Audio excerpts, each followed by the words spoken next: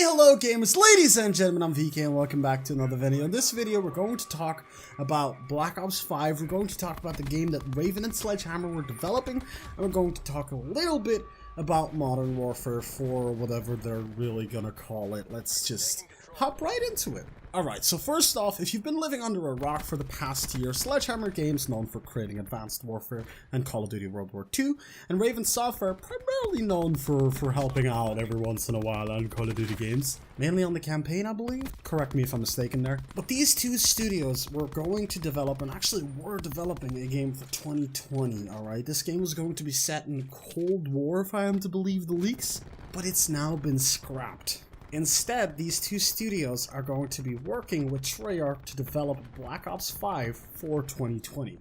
The reason for that seems to be that these studios didn't click. Raven and Sledgehammer apparently had a lot of issues going on, but actually a lot of Sledgehammer's employees left with Michael Condrey or after Michael Condrey to go to his new studio. Whether or not that plays a significant role in there, I'll let you decide. Alright. So what's going to happen with this game that's been scrapped? Well, a lot of leaks actually seem to suggest that a lot of content from this game will be going into the Black Ops 5 campaign, and if not that, then Raven and Sledgehammer are going to be developing, or somewhat developing, the Black Ops 5 campaign. And also because Raven and Sledgehammer are now not making a game, there are basically only two studios developing games, which is Treyarch and Infinity Ward. So it seems like they are going back to the 2-year cycle. So one Call of Duty game comes out and they have 2 years to develop the next one, while the next one comes out the year after, and then that one has 2 years to develop it. So every year there's a Call of Duty game, but they only have 2 years to work on. Now, I saw an amazing YouTuber, one of my favorite YouTubers out there, Thunder, make a comment that they seem to be making better games with less time. If you look at the old CODs, they had 2 years to develop, and they were better. And now they have 3 years, and they're worse. And I understand that, but you need to realize that currently they were making a game that's supposed to last for a year with 3 years' time. And back in the day, that wasn't as hard. There weren't as many games that have live services like Fortnite and this and that have. So we were content with a lot less, alright? Like, yeah, like a season pass was a normal thing. At least for Call of Duty back then, it was fine. It's only after that people were really getting aggravated by that kind of stuff. And we didn't really expect too many forms of new content after launch. Most people were actually very happy with what just came on the disc. Yeah, back then it was still pretty much a disc thing. But right now, you really expect updates, you expect changes, you expect a lot of buffs and nerfs, you expect a lot more. That's not to say that they didn't happen then, right? There was support. I'm just saying, now we expect a lot more content, free of charge, or in supply drops, that we didn't back then. And I think that live service really changes up that market to the point where I don't really know if they can make a good game in 2 years. But I'm intrigued to find out.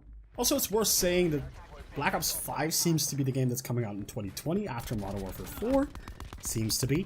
But I should say that Black Ops 4 overall was not as successful as other Call of Duties.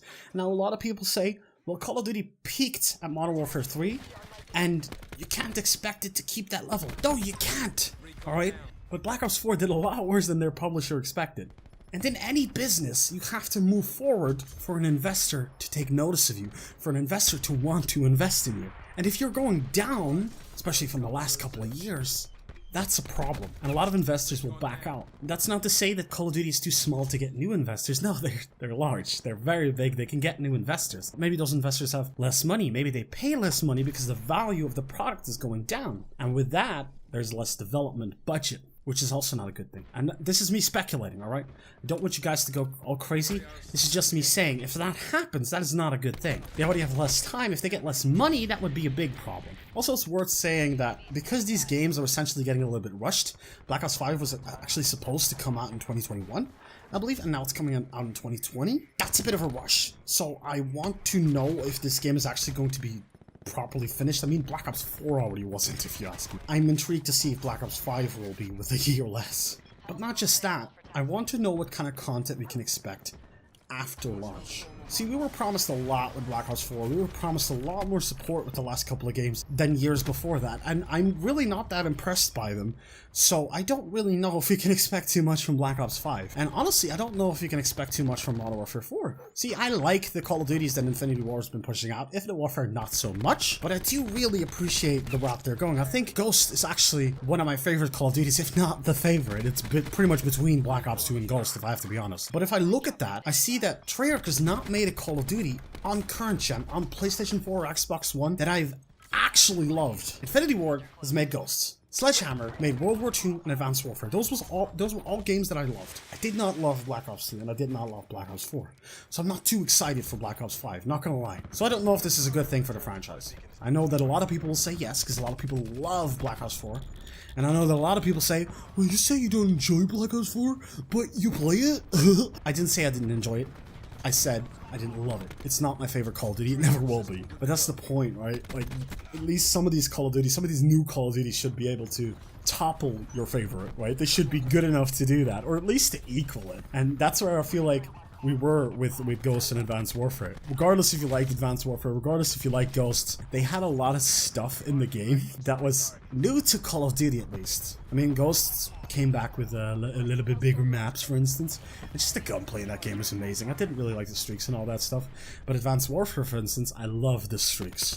Customizable score streaks, more of that, please. And that's pretty much what I want to say there, except for one last thing, and that's pricing. So we know that the interest for Call of Duty is changing. A lot of people are going to other titles. We have Rainbow Six Siege, we have Battlefield, we have Wildlands, The Division, Anthem, Overwatch. There's a lot more competition now than there was a couple of years ago. But it's not just that. We also notice that people are consistently saying more and more to put their money where their mouth is. I see a lot of people that say, oh, if you want to stop them, just stop buying their game. And I see a lot more people on Twitter, on Facebook, on YouTube, actually saying that they'll start doing that. And if they start doing that, and other people do their initiatives, and they basically try to force Activision's hand to make better games, I believe that we might see a pricing change. So we might see Call of Duty change from a $60 model, I'm not gonna say to free to play, but cheaper. And not just because we want them to, but also because they're now noticing that other games like Fortnite are doing much better than they are, and that it's the new model, and it's the model to beat. And eventually, they have to realize that. I think they already do. I think that's why they copied the Battle Pass and Blackout. But I want you to let me know what you think. Will Call of Duty get cheaper? Will it get free to play? Will it be good? Will the 2-year cycle be good or bad for it? Let me know in the comments down below, because I really want to know your opinion. But anyways, guys, if you like this video, please leave a like on it. If you want to see more about it, hit that subscribe button and that notification bell, because I like bells. This is Mw4, and I will see you in the next video.